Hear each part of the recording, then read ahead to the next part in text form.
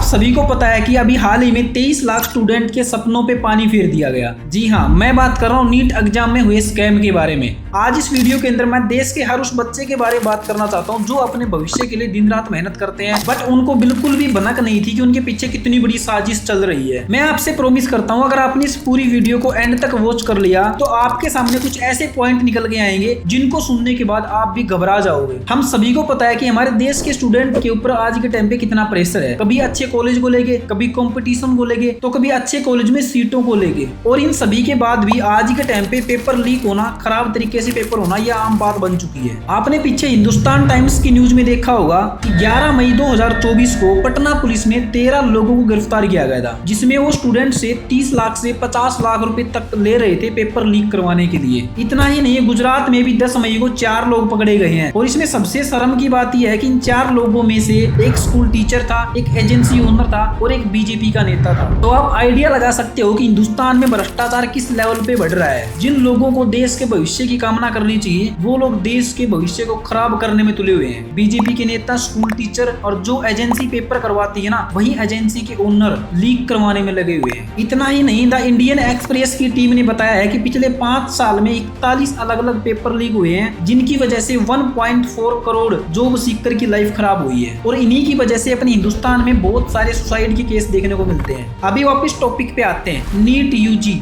यानी national eligibility cum entrance test under graduate, ये देश भर के सारे मेडिकल, डेंटल, आयुष कोर्स का अंडर ग्रेजुएट एडमिशन एग्जाम होता है। लेकिन इस टेस्ट में एंट्री लेने के लिए देश के मेडिकल स्टूडेंट को एक प्री मेडिकल टेस्ट देना होता था। जो इस प्री मेडिकल टेस्ट को क्वालिफाई करता था, फिर आगे जाके वही AIPMT का टेस्ट दे सकता था। लेकिन बाद में सभी मेडिकल एग्जाम को रिप्लेस करके एक टेस्ट बना दिया गया 2013 में, जिसका नाम दिया गया नीट। लेकिन शुरुआत में काफी सारी स्टेट गवर्नमेंट ने, जैसे तमिलनाडु, आंध्र प्रदेश, वेस्ट बंगाल, गुजरात, इन्होंने इसके ऊपर स्ट्राइक की।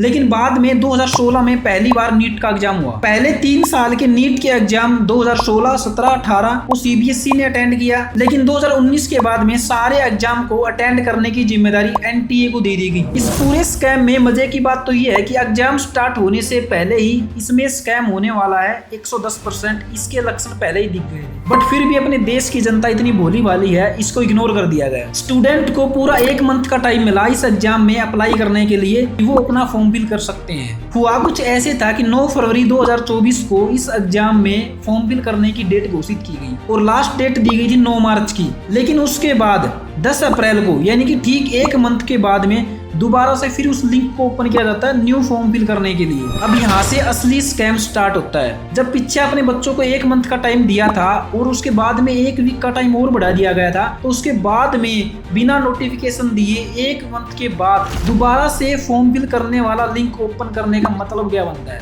और ये बात किसी न्यूज से पता चली है कि दोबारा लिंक ओपन किया गया है किसी स्टेक होल्डर की रिक्वेस्ट पर, और बाद में यही स्टेक होल्डर पूरे स्कैम को अंजाम देता है। उसके बाद में 5 मई को एग्जाम लिया जाता है और उसके जस्ट बाद बिहार से तो कभी गुजरात से बहुत सारी पेपर लीक होने की खबरें सामने आती हैं। असली मजाक तब स्टार्ट होता है जब 4 जून को रिजल्ट आना होता है। देखिए, नीट का एग्जाम एक MCA एग्जाम है जिसमें 4 अलग अलग सब्जेक्ट से क्वेश्चन आते हैं, फिजिक्स, केमिस्ट्री, जूलॉजी और बॉटनी। हर सब्जेक्ट के 50 क्वेश्चन होते हैं। इसमें हमने 45 क्वेश्चन अटेम्प्ट करने होते हैं। इस पेपर में नेगेटिव मार्किंग होती है। एक क्वेश्चन गलत करने पर आपका 1 नंबर कटता है और एक सही क्वेश्चन करने पर आपको 4 नंबर मिलते हैं। ऐसे कुल मिला के पूरे एग्जाम में 200 क्वेश्चन आते हैं, जिसमें से आपने 180 अटेम्प्ट करने होते हैं। और ये पूरा एग्जाम 3 घंटे 20 मिनट तक चलता है। अब सबसे हैरान कर देने वाली बात यह है कि इन्होंने 4 जून को ही रिजल्ट डिक्लेयर डेट घोषित क्यों की, क्योंकि आप सभी को पता है कि उस दिन हिंदुस्तान का पूरा मीडिया चुनाव रिजल्ट दिखाने में लगा हुआ था। और इनके लिए सबसे बेस्ट मौका यही था इस पूरे स्कैम को छुपाने का, क्योंकि 4 जून के दिन कोई भी ध्यान नहीं देगा कि क्या हुआ, कैसे हुआ। और सबसे घटिया मजाक तब होता है जब 67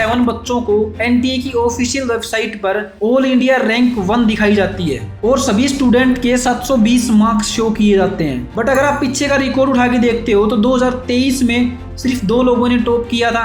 2022 की बात करूं मैं तो उस टाइम 4 लोगों ने टॉप किया था।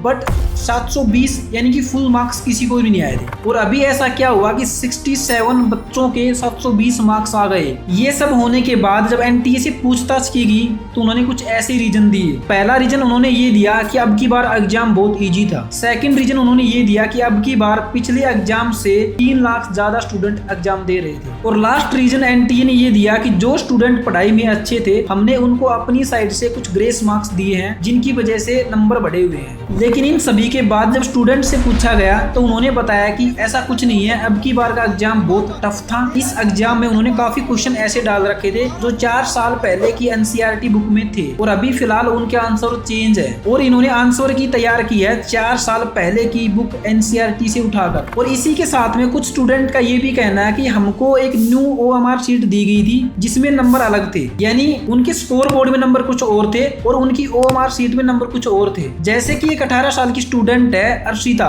जिसका रियल स्कोर है 389 बट उस ओएमआर सीट में ये स्कोर 308 शो हो रहा है, यानी कि सीधे सीधे 80 नंबर कम शो कर रहा था। ऐसे भी और बहुत सारे केस हैं जिनको लेके बहुत सारे सवाल हैं और अब सुप्रीम कोर्ट भी एनटीए से जवाब मांग रहा है। और अभी 40,000 स्टूडेंट ने रिक्वेस्ट डाली है कि हमारा एग्जाम दोबारा से लिया जाए और जो हमें सिलेबस पढ़ाया गया था हमारे सारे क्वेश्चन उसी सिलेबस से आने चाहिए। इन सभी के साथ में एनटीए ने घोषणा की है कि हम जल्दी ही 4 मेंबर एजुकेशन वाली कमेटी तैयार करेंगे और इसके अंदर आपको बहुत बढ़िया डिसीजन सुनने को मिलेगा। नीट के एग्जाम में स्कैम हुआ है। अब आप खुद आइडिया लगा सकते हो, जब ऐसे लोग हमारे देश के एजुकेशन को चलाएंगे तो फिर कैसे काम चलेगा। मीडिया के सामने सारे बीजेपी वाले क्या बात करते हैं, देश को सुपर पावर बनाएंगे, ये कर देंगे वो कर देंगे, लेकिन जब स्टूडेंट की बात आती है ना, जब आप खुद देख सकते हो इतने बड़े बड़े स्कैम मार्केट में हो रहे हैं। देखो मेरा इस वीडियो को बनाने का पर्पज बस इतना था कि हम सभी मिलकर इस आवाज को उठाएं। अगर हमारी आवाज अभी दबी रह गई ना तो देश में ऐसे ही करप्शन होता रहेगा। और आप सभी को पता है यार, इतना अनपढ़ कोई भी नहीं है कि जब भी इंडिया में कोई बड़ा स्कैम होता है तो उसमें गवर्नमेंट का रोल होता है, गवर्नमेंट का उसमें पूरा हाथ होता है। गवर्नमेंट के रोल के बिना, गवर्नमेंट की सपोर्ट के बिना आप अपनी गली से बाहर कुछ करके दिखा दो, छोटा सा गलत काम भी करके दिखा दो, आपको डर लगेगा। बट जब इतना बड़ा स्कैम होता है ऑल इंडिया लेवल पे, बच्चों से पैसे लिए जाते हैं 10 लाख 20 लाख 30 लाख 50 लाख रुपए, सरकार जिम्मेदार है तभी इतना बड़ा स्कैम हो पाया है। आप न्यूज उठा के देख सकते हो, बीजेपी का बंदा उसमें था जो बच्चों से पैसा मांग रहा था। तो मेरी आपसे रिक्वेस्ट ये है, इस वीडियो को फैला दो मार्केट में आग की तरह। हमारे सभी स्टूडेंट के पास ये वीडियो जानी चाहिए, क्योंकि आज नहीं तो कभी नहीं। मैं मिलता हूं आपसे नेक्स्ट वीडियो में, तब तक के लिए जय हिंद जय भारत।